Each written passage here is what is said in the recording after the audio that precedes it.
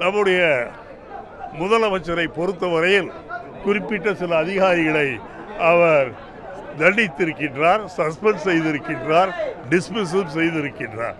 ஆகவே அவர் நடவடிக்கை எடுக்கும்போது எல்லோரும் அவருக்கு ஒத்துழைப்பு தர வேண்டுமே ஒழிய இதை ஒரு மலிவான அரசியலாக செய்யக்கூடாது. ராஜினாமா செய்ய வேண்டும் என்று சொல்வதெல்லாம் ஏற்புடையதல்ல.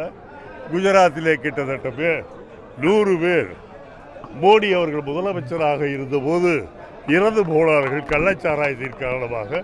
அப்போது மோடி அவர்கள் ராஜினாமா செய்தாரா? அல்லது எல்லா ரயில்களையும் நானே பச்சை கொடி காட்டி துவக்கி வைப்பேன் என்று சொன்னவர் ரயில்வே விபத்துகள் ஏற்பட்டு நூற்றுக்கணக்கான மக்கள் இறந்தபோது ராஜினாமா செய்தாரா?